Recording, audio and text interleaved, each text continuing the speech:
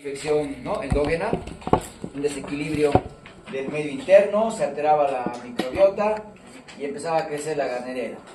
Y en realidad es muy difícil pensar que solo un microorganismo crezca, ¿no? Hemos dicho que hay muchas bacterias, muchos microorganismos que conforman la microbiota. Entonces es muy difícil asegurar que solo la Gardnerella es la que está creciendo, ¿no? Actualmente se prefiere hablar del complejo GAM. Ya, cuando hablamos de la vaginosis bacteriana, se habla del complejo GAM. ¿A quiénes se involucra el complejo GAM? Gardnerella, anaerobios y mobiluncos. Entonces, generalmente, al hablar de vaginosis bacteriana, tenemos que pensar en esos tres componentes, ¿ya? Gardnerella, anaerobios y mobiluncos. Es lo que se conoce como el complejo GAM, ¿no? Complejo GAM. Ahora, ¿qué es lo que le caracteriza a este cuadro? Complejo GAM, ¿no? Gardnerella, anaerobios y mobiluncos, ¿no? Mobiluncos. Gardnerella, anaerobios, mobiluncos. Entonces, ¿qué es lo que le caracteriza? La paciente tiene un flujo, ya, que puede ser de color gris o puede ser amarillento, y que es fétido y que tiene una característica muy peculiar, ¿no? El olor a pescado. Olor a pescado. Cuando realizamos algunas pruebas, ¿no?, o de acción que ahorita vamos a ver, ¿ya? Entonces es un flujo fétido, es un flujo gris, es un flujo amarillento que le va a caracterizar, y obviamente puede haber, ¿no?, el prurito, que es muy importante, y la dispareunia que habíamos hecho mención. Clínicamente la sospecho, pero el laboratorio tiene una característica muy peculiar. Ahí tenemos que buscar algunos elementos de diagnóstico. Por ejemplo, el pH vaginal. ¿Qué pasa con el pH vaginal? ¿Se vuelve más ácido o más alcalino? Más alcalino, ¿cierto? Más alcalino. Entonces, el pH se vuelve más alcalino. Otro criterio para poder diagnosticar el complejo GAM es la presencia de células clave. Las células clave, o clue cells, como también se las llama, ¿ya? Clue cells o células clave, en realidad corresponden. Una muestra normal debería haber así, células planas, ¿no?, o escamosas, que se van descamando. No se olviden que la vagina tiene un epitelio plano, estratificado, no queratinizado. Entonces se descama ese epitelio, y debemos encontrar células planas o células escamosas, ¿no?, que se van encontrando en la muestra. Pero ¿qué pasa en la vaginosis o en el complejo GAM? Las bacterias se van pegando en la superficie de estas células, ¿ya? Estas células que están ahora miren, aquí están, ¿no?, las bacterias pegadas en la superficie, es lo que se conoce como el clue cells, ¿ya? Es lo que se ve, lo que se llaman las células clave, ¿ya?, en la traducción, ¿no? Células clave o clue cells, que eso nos ayuda a diagnosticar al examen, ¿no?, que realiza el laboratorio, ¿ya? Ahora, ¿qué más? Podemos hacer la prueba aplicando 2 gotas de hidróxido de potasio a la muestra, ese flujo, y despierta o libera un olor a pescado que es muy característico en el caso, ¿no?, del test de las aminas. Entonces, ¿cómo diagnosticamos la vaginosis bacteriana? Encontrando, ¿no?, pH más alcalino, encontrando las clue cells, el test de las aminas, que es positivo, ¿no?, es el olor a pescado. ¿Y qué más teníamos? Células clave, pH, eso era, ¿no? Y la clínica, ¿no?, el flujo que habíamos mencionado. Bueno, eso es muy importante. A ese conjunto de pruebas que he mencionado se los llama criterios de Amsel. Entonces, para diagnosticar la vaginosis bacteriana, hay varias pruebas, hay varios criterios, y entre ellos tenemos los criterios de Amsel. ¿Cuáles son los criterios de Amsel entonces? 1, pH más alcalino, clue cells, células clave. ¿Qué más? Test de las aminas positivo, ¿no? Bueno, y el flujo que hemos dicho de color gris o amarillento, ¿no?, fétido. Bueno, eso vamos a buscar entonces. El tratamiento es similar a la tricomoniasis, ¿ya? Metronidazol. 500 miligramos vía vaginal, óvulos, cada noche de 7 a 10 noches, ¿ya? Puedo utilizar por vía oral, 2 gramos, ¿no? 2 gramos. Eso es muy importante, recordando que la vaginosis bacteriana no es una ITS. Eso es muy importante. A veces, ¿no?, como les decía, comentarios que son inapropiados crean conflicto en la pareja. ¿Por qué tengo esa infección, doctor? Ah, es que tu pareja te ha contagiado. Tu pareja está contagiado, ya abre muchas ideas a la paciente, ya crea problemas, ¿no? Y lleva a ciertos problemas de discusión incluso con la familia, con el esposo. Otra alternativa, clindamicina, ¿ya? Muchos le tienen miedo al metronidazol, porque lo hemos catalogado como categoría X durante muchos años, durante el primer trimestre. Recomendábamos no dar metronidazol en el primer trimestre. Sin embargo, actualmente es categoría B en los 3 trimestres. Puedo utilizar metronidazol todo el embarazo, no hay ningún problema. Pero si quiero utilizar otra alternativa, la clindamicina es una opción. Puede ser óvulos, ¿ya? Cada noche de 300 miligramos, ¿no? Una semana. O también puedo utilizar por vía oral, 300 miligramos vía oral cada 12 horas por una semana igual, ¿ya? 7 días, ¿no? La clindamicina es una alternativa en relación al metronidazol. Linfogranuloma venéreo, ¿quién le provoca? La clamidia, ¿no? La clamidia. Aquí la paciente va a tener mácula, va a tener una pápula, ¿no es cierto? Un nódulo a nivel genital, ¿ya? Es muy importante, puede haber adenomegalias, eso hay que considerar, y cuando progresa de manera sistémica va a haber compromiso articular. Igualito que la clamidiasis, vamos a tratar con acitromicina 1 gramo, ¿no? Eso habíamos indicado. Bueno, cándida, esto es muy común. La candidiasis. ¿Cómo se manifiesta la candidiasis? Un flujo, ¿no? Que es blanco, adherente, ¿no? Como muchos lo comparan como la leche cortada, ¿no? Que tiene un fondo eritematoso en la vagina y lo que más tenemos que decorar un prurito muy intenso, ¿ya? El prurito es lo que más incomoda a la paciente. Entonces eso tenemos que considerar en relación a la clínica, ¿no? Es un flujo entonces adherente, blanquecino, muchos dicen, ¿no? Como quesillo, más lo comparamos como la leche cortada, ¿no? Toda la mucosa está eritematosa, está congestiva y bueno, el prurito es muy marcado. Como toda ITS va a provocar dispareunia. ¿Cómo voy a confirmar mi diagnóstico?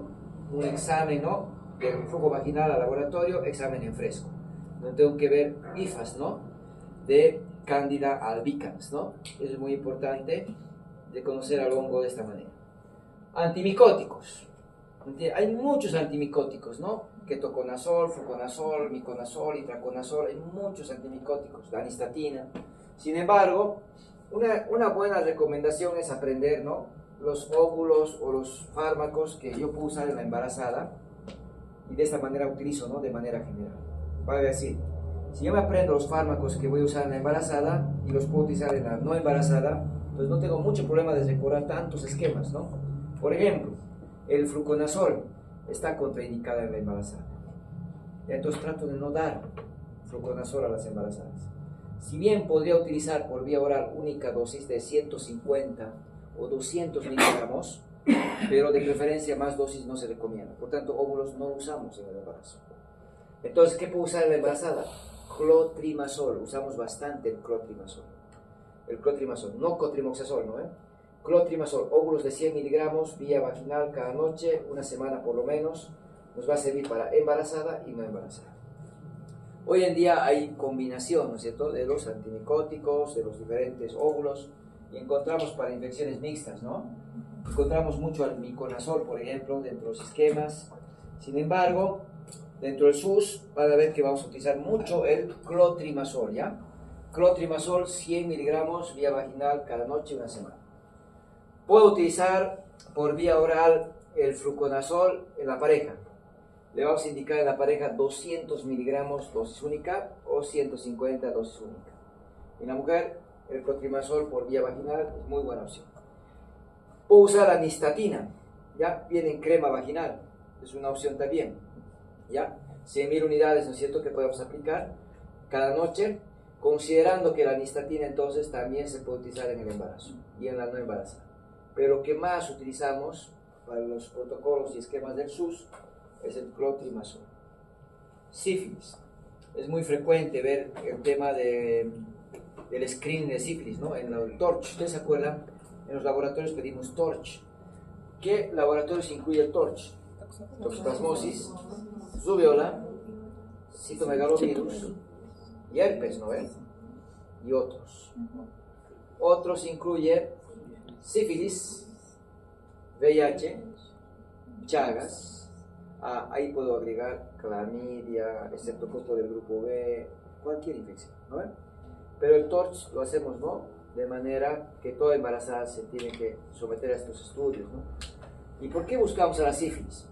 El tema de la sífilis tiene una especial importancia porque puede afectar al feto durante el desarrollo y provocar su muerte. Es una causa importante de muerte fetal, ¿ya?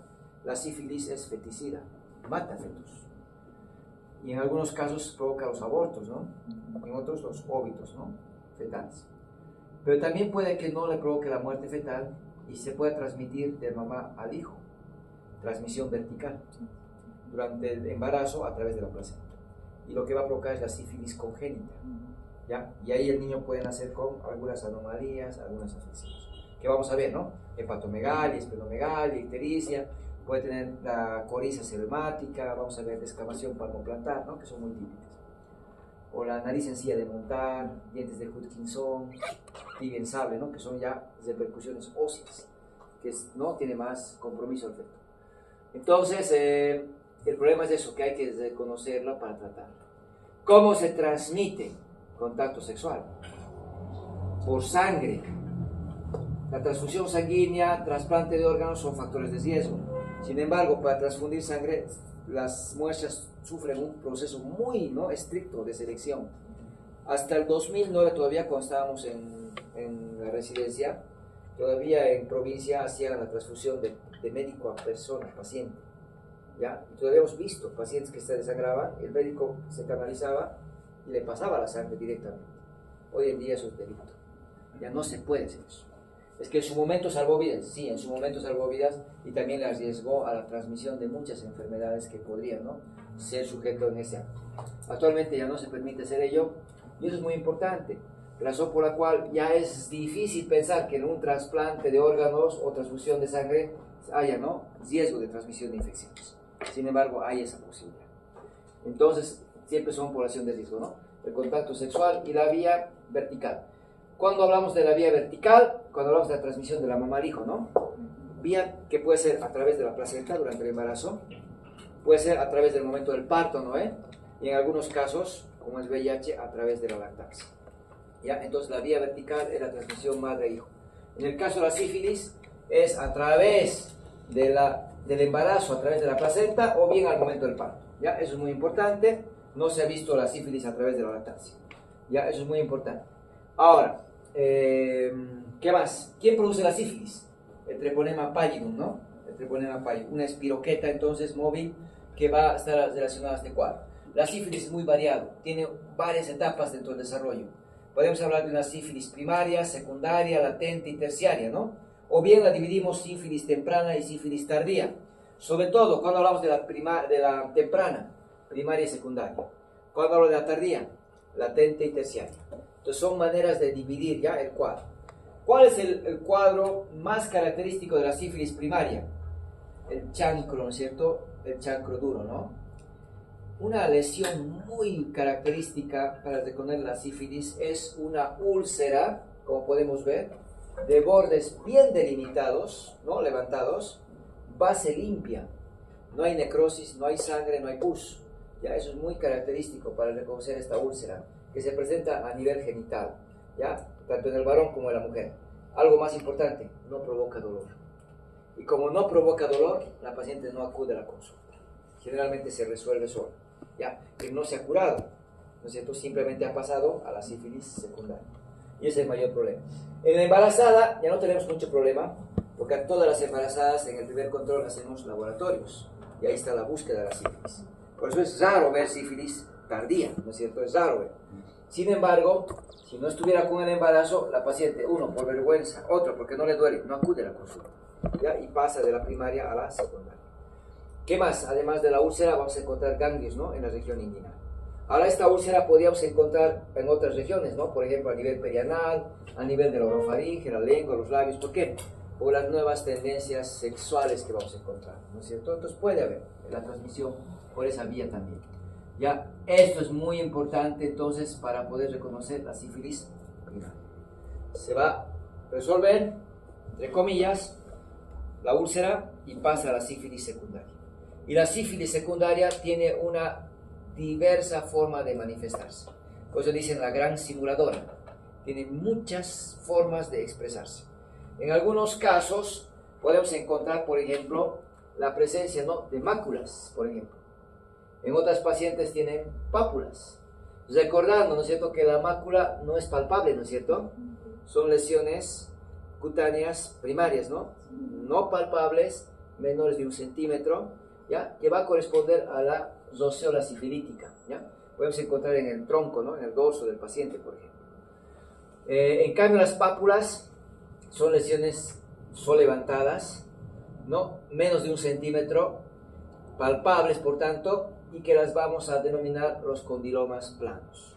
Entonces, si ustedes se acordarán, cuando hablamos de condilomas, hablamos del BPH, pero es un condiloma llamado acuminado, ¿no? Acuminado. ¿A qué se parece ese condiloma? A una coliflor, dice, ¿no? A una coliflor. En cambio, aquí vemos lesiones no solevantadas, palpables, menos de 1 centímetro, que corresponden a los condilomas planos. El condiloma plano es producido por sífilis, el condiloma acuminado por BPH. ¿Ya? Entonces puede haber o pápula o puede haber, ¿no es cierto?, las máculas. Eso es muy importante. ¿Dónde afecta? Va a afectar la planta de la palma de las manos, las plantas de los pies, ¿no? Es una ubicación muy común. Y bueno, se va resolviendo y entra en una fase latente, donde la paciente está asintomática. Es muy variable su duración, puede estar bastantes semanas de esa manera y luego pasa a la sífilis terciaria, donde va a afectar sistema nervioso o va a afectar el aparato cardiovascular, ¿ya? Y ahí la lesión típica de la sífilis tardía son unos nódulos, que lo vamos a llamar las gomas sifilíticas, ¿ya? Es raro ya ver, ¿no es cierto?, la neurosífilis, es raro ver, ¿no es cierto?, el compromiso ya cardiovascular. Sin embargo, podría darse en el caso, ¿no?, de no atenderse las diferentes etapas. ¿Dónde es difícil diagnosticar? La fase latente, porque los síntomas son inespecíficos o no hay síntomas, ¿ya? Entonces ahí tenemos que considerar que puede no reconocerse fácilmente, porque la paciente pierde peso, porque la paciente tiene hiporexia, porque tiene febrículas. Bueno, no es algo específico, lo tengo que buscar en base a estudios de serología, ¿no? Bueno, ¿cómo vamos a diagnosticar la sífilis? Podemos dividir pruebas treponémicas y pruebas no treponémicas. Si hablo de pruebas treponémicas es encontrar, ¿no es cierto?, al agente etiológico, al treponema pálido.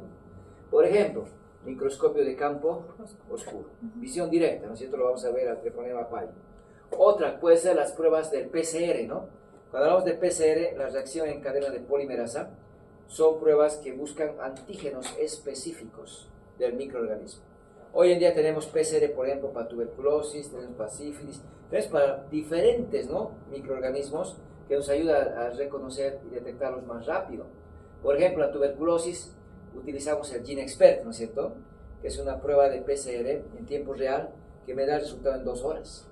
Me acelera mucho el diagnóstico. Ya le gana la vaciloscopía, que es el método tradicional de diagnóstico, ¿no? Entonces igualmente existe ya el PCR para poder detectar la sífilis.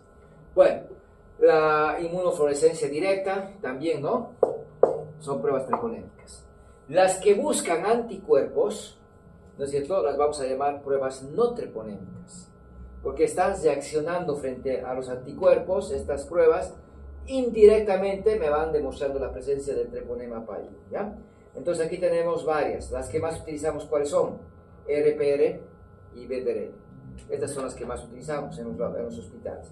Sin embargo, hay que recordar que estas pruebas no son específicas, por tanto pueden dar reacciones cruzadas. Lo que recomienda que diluciones bajas no debo dar tratamiento.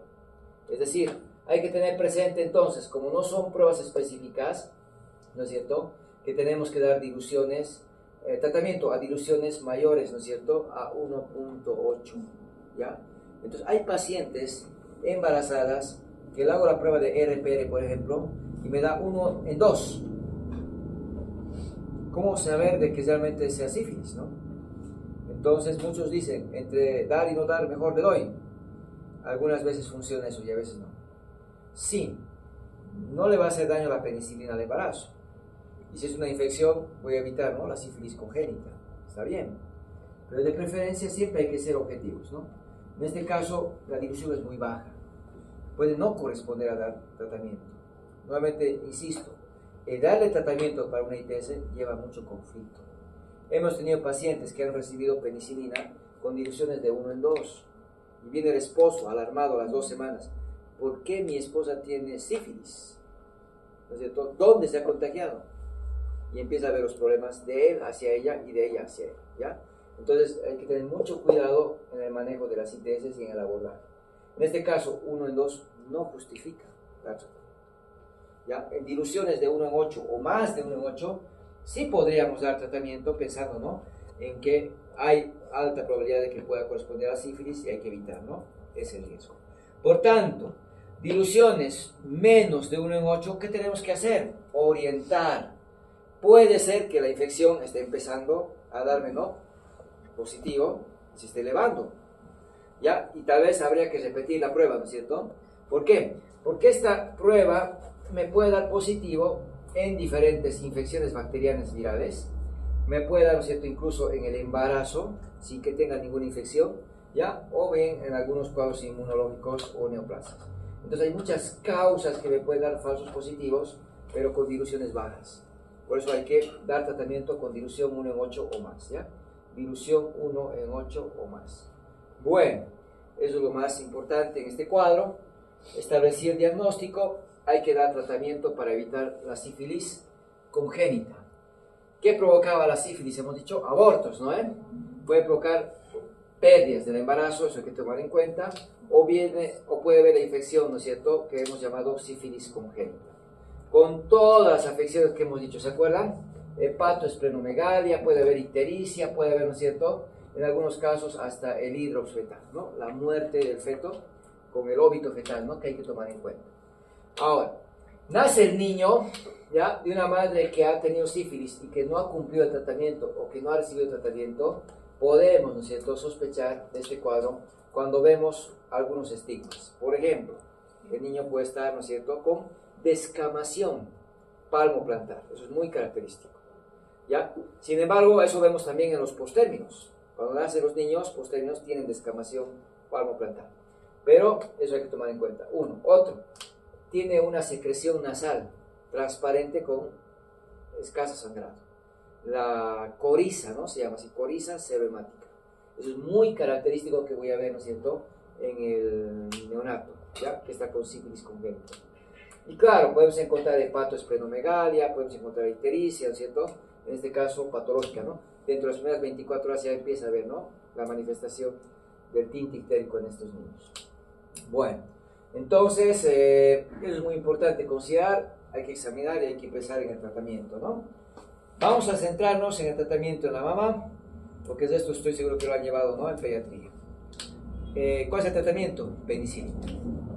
Hay penicilina sódica, procáinica, benzatínica.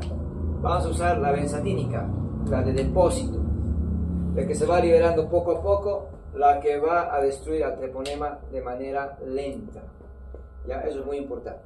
Al treponema no hay que destruirlo rápido, porque cuando utilizo penicilina sódica, destruyo, ¿no es cierto?, gran cantidad de treponemas y van liberándose a la sangre sus antígenos.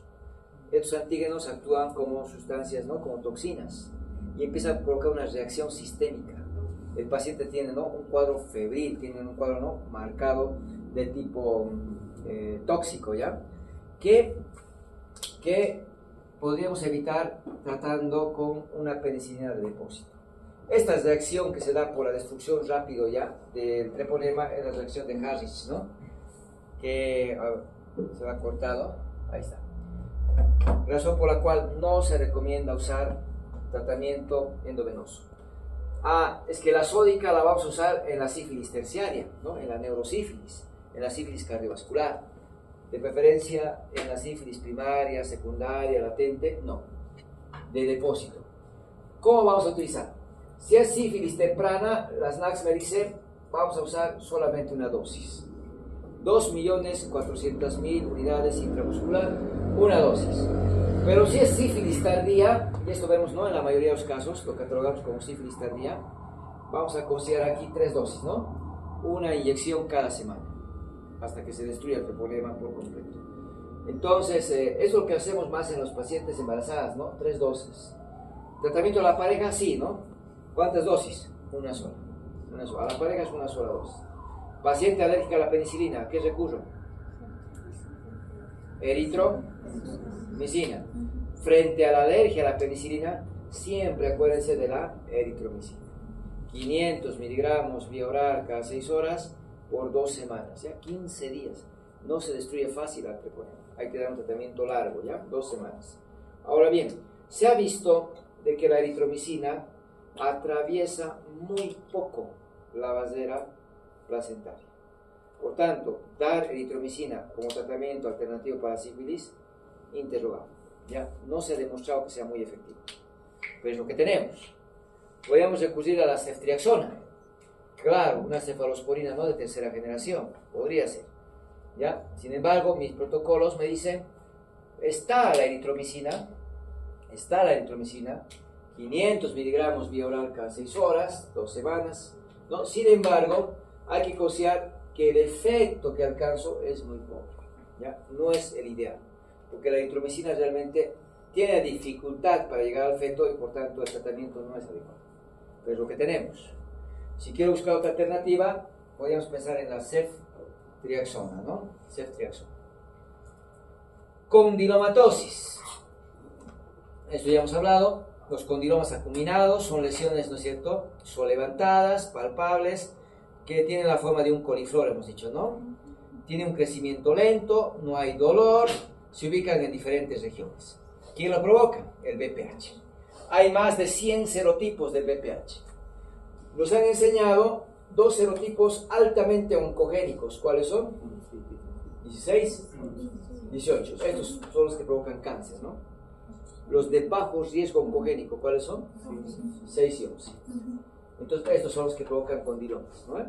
Sin embargo, si vamos revisando, ¿no?, el 44, el 52, hay varios serotipos en nuestro medio. En 2010 han encontrado que en Cochabamba el 52 en casi igual proporción que el 16 o 18. Y eso es lo que nos da la razón de que cuando vino la vacuna de España, venía la tetravalente, ¿no? Y me cubría los 2 más comunes y los 2 más comunes. Y decíamos, la vacuna de España es para España, porque su población es distinta a la nuestra, ¿ya? Actualmente están realizando la San Simón un estudio de los segundos niveles para buscar serotipos del BPH en los diferentes hospitales. Quieren saber cuáles son los serotipos que predominan en nuestro país para hacer una vacuna propia. Hoy en día nos hemos quedado cortos con la tetravalente, ya hay la nonavalente, por ejemplo. En Perú, por ejemplo, ya tienen años, ¿no es cierto?, la nonavalente. Aquí en Bolivia la tenemos de manera privada, por ejemplo, ¿ya? Pero el PAI solo incluye la tetravalente y es lo que tenemos actualmente. Entonces, los serotipos de bajo riesgo oncogénico están relacionados con los condilomas, ¿ya? Condilomas acuminados, eso hay que tomar en cuenta. Ahora, el BPH está muy relacionado al cáncer. Hemos dicho hace rato, hay serotipos oncogénicos, ¿no es cierto? Sin embargo, ¿qué tipo de cáncer es el que provoca con más frecuencia? Cervix, ¿no? Hoy en día el cáncer cervicuterino sabemos que es multifactorial, sabemos que uno de los factores más importantes es el BPH. Muchos por eso ya la catalogan incluso como una ITS, ¿no?, al propio cáncer de cervix. Sin embargo, hay que pensar, primero, que el cuello uterino tiene la unión escamocolumnar, ¿no?, donde se unen los 2 epitelios. Ahí entra el BPH. Si es un BPH oncogénico, si el esposo es portador de ese BPH, cada contacto sexual, el BPH entra al cuello. Pero el cuello lo elimina, porque se descama, y el cuello se defiende, y no desarrolla cáncer. Es que el cáncer es multifactorial. Tiene que haber genes, tiene que haber factores ambientales, tiene que haber, ¿no es cierto?, la presencia del BPH oncogénico, hay muchos factores, ¿ya? Pero cuando el BPH es agresivo, ¿no?, es virulento, se queda pegado ahí y no se logra eliminar, y este BPH se queda 18 meses, decimos infección persistente. Ahora sí, empieza a haber cambios celulares. Y los cambios que vamos a encontrar son las lesiones intraepiteliales. Primero de bajo grado y luego a la lesión intraepitelial de alto grado. Y el IEA se convierte en cáncer in situ. y este se convierte en cáncer invasor. Entonces, ¿cuánto tiempo tarda estos LIEs en convertirse en cáncer? 20 años. 20 años. Llega la paciente de 40 años, tiene el LIE A. Yo no sé si se va a convertir mañana en cáncer, si le queda un año, una semana, 2 días, no lo sé. Entonces, cuando tenemos un LIE A, estamos ahí cerquita del cáncer. Los LIEs son lesiones precancerígenas, no son cáncer. Son premalignos, van a ir al cáncer. Es que resulta que el LIE B, si yo lo dejo solito, se resuelve y se cura. Si yo lo dejo solito, avanza el LIE A. Ese es el riesgo. El LIE A solito regresiona al LIE B y solito se cura. O avanza al cáncer in situ. Cuando hablo de cáncer in situ, cuando no ha pasado la membrana basal. Cuando digo cáncer invasor, cuando atraviesa esa membrana basal. ¿No ven? Aquí ya poco o nada podemos hacer, generalmente porque ya es tarde, ¿no? Ya está diseminado. Entonces, lo importante es reconocer las lesiones premalignas y tratarlas. Por ejemplo, tiene flujo vaginal, LIE B, le doy óvulos y le repito Papá Nicolau en 6 meses. Lo más seguro es que se va a curar su LIE B. Si no se ha curado el LIE B, crioterapia. Hay que quemar, hay que destruir esas células. ¿No ven? Que no avance. Ya, no le hice nada, avanzó al LIE A. LIE A, hay que hacer cono. Este pedacito hay que sacar con asa de Lipp, ¿no? La ventaja del cono es que yo iba al histopatológico y me dice, había sido LIE A, no es cáncer. Pero le ha sacado todo porque los bordes están limpios, están libres, ¿no? Márgenes libres. Le has curado. Eso es lo ideal. Antes que hacíamos con los LIEs A, histerectomía. Porque si tú le dices a la paciente, señora, tienes una lesión que se puede convertir en cáncer, sáqueme el útero. Eso es lo que me va a decir. Actualmente se hace un cono y se cura. ¿Ya? Se cura. Entonces, eso es lo que se evita, ¿no es cierto?, con la vacuna, ¿no? Que lleguemos acá, de algunos serotipos, porque hay más de 100 serotipos, ¿no? Bueno. Por el contacto sexual, entonces, hay diferentes ubicaciones del VPH.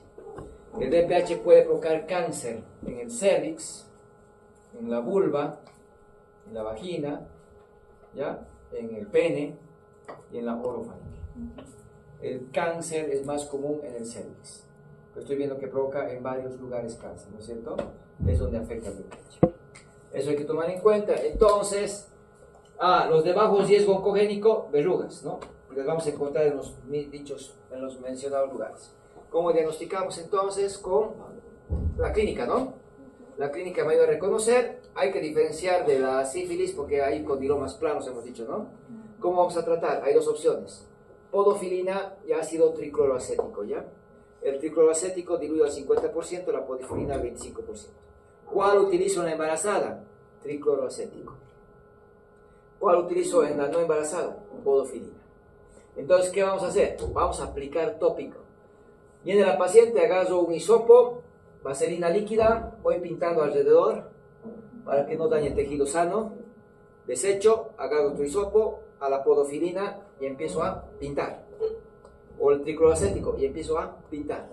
Con el tricloroacético se vuelve blanco esta lesión. Y que vuelva. ¿Cada cuánto? Cada semana hay que hacer. Hasta que esto se resuelva. ¿Ya? ¿Puedo aplicar en el embarazo? Sí. ¿Qué vamos a aplicar? Ácido tricloroacético. Cada semana hasta que se cure. Pero cuando es grande, no. Ya es muy difícil, ¿no? Aquí tendría que hacer electrocauterio, ¿no? El problema de hacer electrocauterio va a ser sangrar.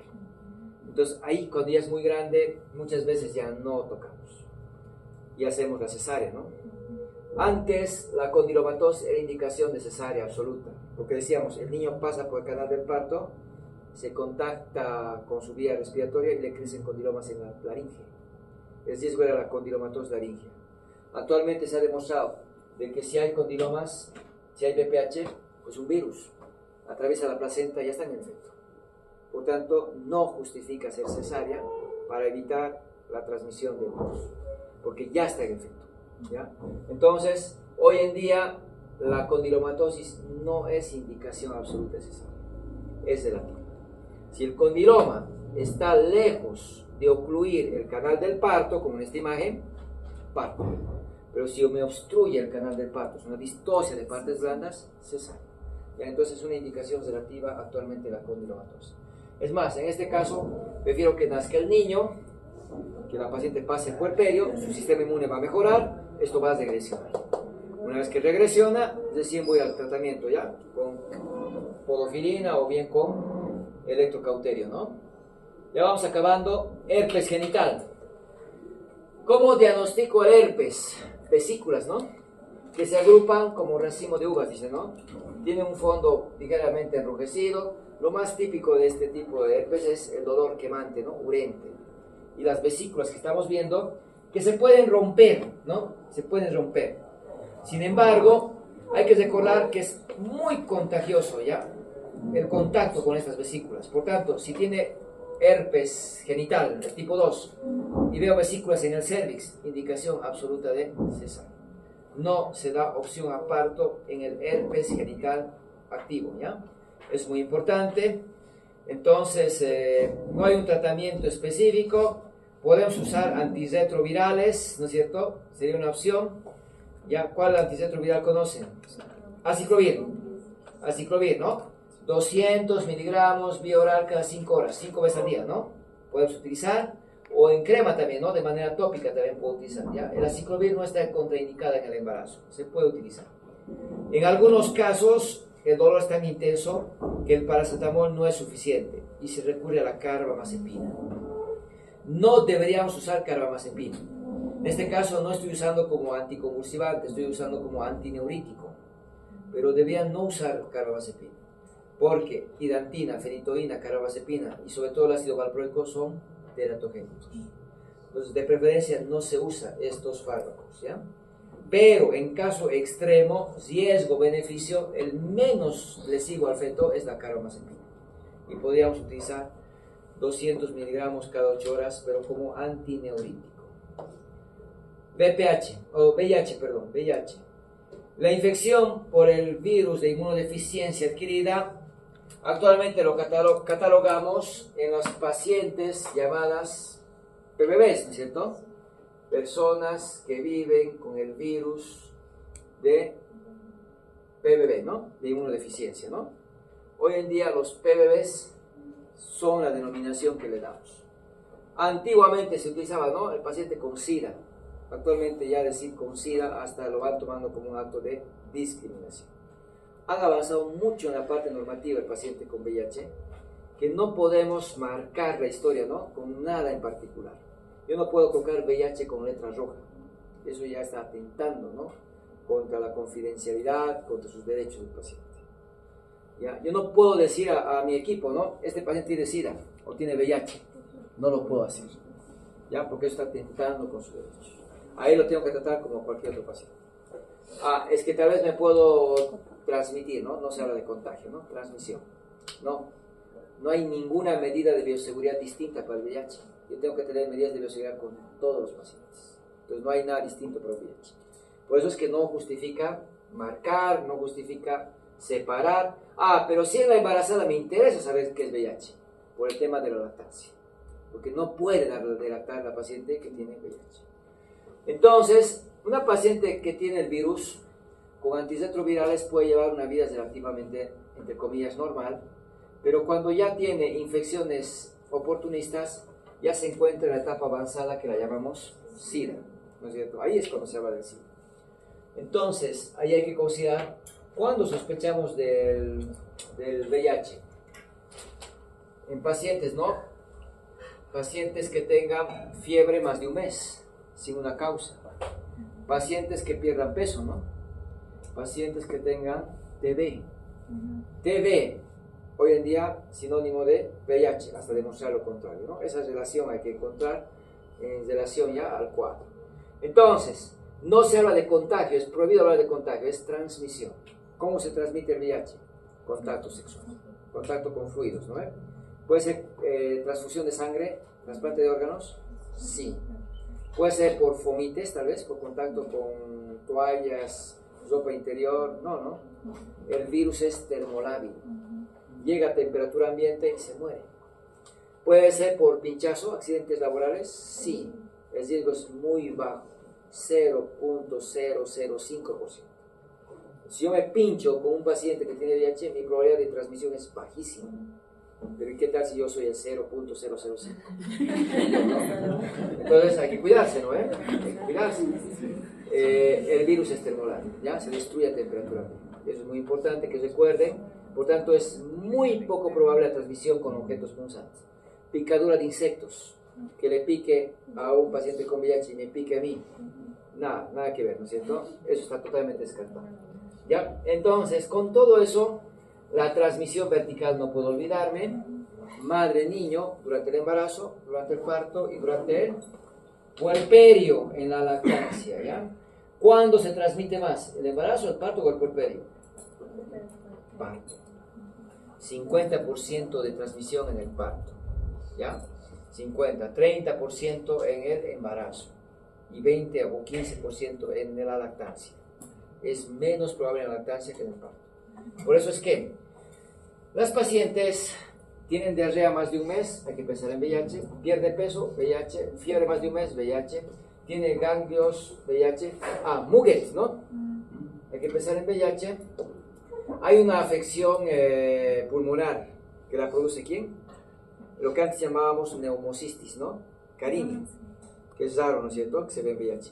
Actualmente ya no se habla de neumocistis carini, se habla de neumocistis girovesi, ¿no? Es la denominación que ya hace años se llama, ¿ya? Neumocistis girovesi. Eso es muy común para pensar en VIH, ¿no? Entonces, con todo esto, pienso que hay VIH y vamos a hacer el diagnóstico, ¿ya? ¿Cómo hacemos el diagnóstico? Es lo que les decía, en el parto hay más riesgo, ¿no? 50%, no se olviden eso. ¿Cómo hacemos el diagnóstico? Pruebas rápidas, pruebas rápidas. Entonces, aquí es bien importante considerar, ¿no?, que en la paciente tenemos que hacer la búsqueda del VIH. ¿Cómo? Con pruebas rápidas. No hablo de positivo, hablo de reactivo. Eso tienen que aprender bien porque eso es lo que les critican, les cuestionan cuando nos comunicamos en el hospital como internos, ¿ya? Pruebas rápidas. Me sale no reactivo. ¿Qué tengo que hacer? Consejería, ¿no? Orientación. Pero no se olviden, hay un periodo ventana de 3 meses, ¿no? Podría repetir a la embarazada una segunda prueba a los 3 meses, ¿no? Me sale reactivo, ¿ya? Esa es la población general. Me sale reactivo. Si me sale reactivo, ¿qué tengo que hacer? Una segunda prueba rápida, con otra marca de otro kit, ¿no? Si me sale reactivo, tiene VIH. Actualmente con 2 pruebas rápidas ya estoy haciendo el diagnóstico de VIH.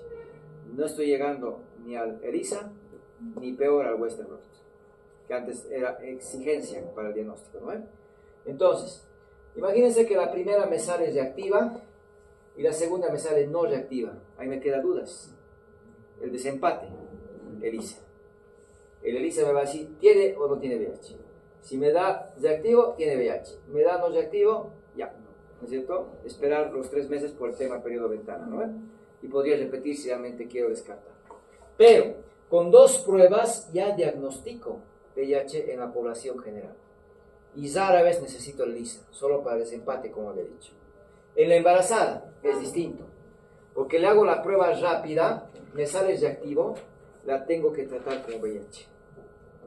Le tengo que tratar como VIH, directamente, hasta que tenga una prueba de confirmación. Porque en las embarazadas se dan muchos falsos, ¿no?, positivos. En este caso, ¿cómo estamos haciendo el diagnóstico? Tendríamos que hacer una prueba de GeneXpert. Ese. ¿Hay pruebas de GeneXpert aquí en Cochabamba? Sí. Tendría que haber en Colcapiro, y Virgasama y en el Cochabamba. En el Cochabamba nunca hemos visto las pruebas, pero supuestamente hay. Entonces, ¿hay GeneXpert en Cochabamba? Sí. Entonces le hago la prueba de GeneXpert y me da rápido el resultado y ya sé si tiene VIH o no. Actualmente en la embarazada confirmamos con GeneXpert. No necesito ELISA, no necesito Western Blot. Ya, actualmente ha cambiado el diagnóstico, ¿no?, del VIH. Entonces, una vez que ya tengo el diagnóstico del VIH, ¿qué tengo que hacer? Iniciar antirretrovirales. ¿Cuánto tiempo? Toda su vida. ¿A partir de cuántas semanas se recomienda utilizar el tratamiento antirretroviral? Se recomendaba utilizar a partir de las 14 semanas, pasado el primer trimestre, porque utilizábamos el TEL. Es un comprimido ahora. Durante mi formación yo usaba la silobudina, que venían ampollas. Solo el ginecólogo tenía que administrar, porque no era fácil calcular el goteo y la dosis. Ahora es un comprimido, el TEL viene en un comprimido. ¿Cuán difícil es decirle tome una tableta cada día? Yo le puedo dar tratamiento antirretroviral primer nivel, segundo, tercer nivel. El TEL me ayuda mucho. El problema del TEL es que tiene tenofovir, efavirenz, lamivudina, ¿ya? Que tiene efectos en el embarazo pequeño. Por tanto, se daba después de las 14 semanas. ¿Cuánto tiempo? Toda la vida. Toda la vida. Ahora, ¿qué es lo que tengo que controlar a la embarazada? Que si tiene una carga viral menos de 1000 copias, no más. Si tiene menos de 1000 copias, aquí está, menos de 1000 copias, quiere decir que estoy controlando la infección. ¿Ya? Y si tiene linfocitos, ¿no? CD4 mayor a 200, ¿ya? Quiere decir que tiene una buena carga, ¿no? De sus linfocitos, está mejorando su estado. Esta paciente puede tener parto. Actualmente el VIH se ha vuelto indicación relativa, pero siempre y cuando tenga carga viral, ¿de cuánto es CD4?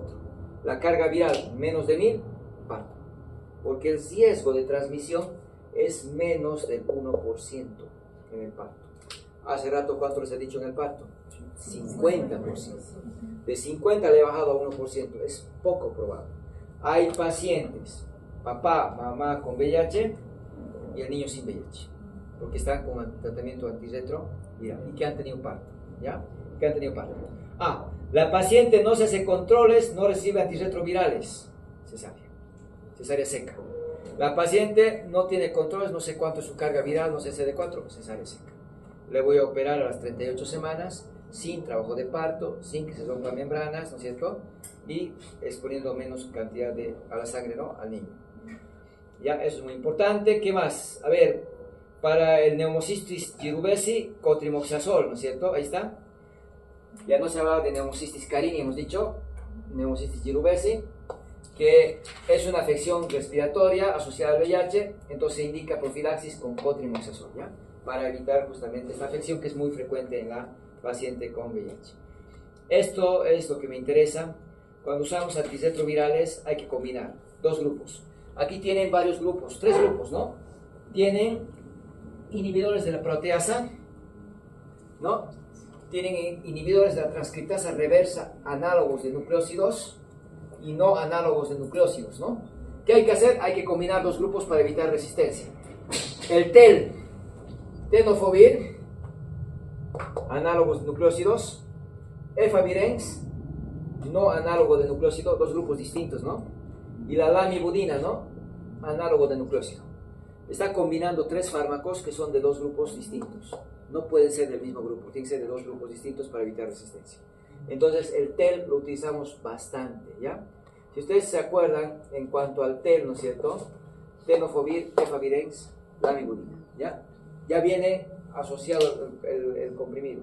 Sin embargo, es bueno que ustedes aprendan ahora que ya cambia el esquema y ya no estamos usando el TEL, sino el T3D. Esto no puede, esta diapositiva, estos dos tienen que aprender. Porque llegar al internado sin saber que ahora hay un fármaco, el dolutegravir, que ya no afecta al niño, razón por la cual puedo utilizar incluso antes de las 14 semanas.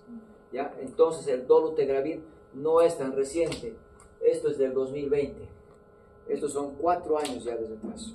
¿Ya? Esta es mi nueva norma para la CITES. Aquí está el manejo actualizado de la sífilis, aquí está del VIH, les voy a pasar en el PDF. Es muy buena guía, es muy completa esta guía. Ya le está incluyendo un tratamiento que ya tenemos en Cochabamba y en Bolivia, donde combina tenofovir, ya no el efavirenz, ahora está el dolutegravir y la lamivudina, ¿ya? Entonces ahí está el T3D en lugar del TEL.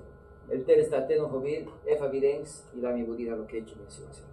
Tengo 2 esquemas. ¿Cuál es el mejor? El T3D.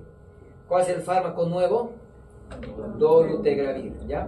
Entonces no necesito calcular la dosis, es una tableta cada día, toda su vida, ¿ya? Entonces ese es el esquema que vamos llevando, ¿cierto?, en el paciente con VIH, ¿no? Muy bien. Vamos, ¿no? Buen día.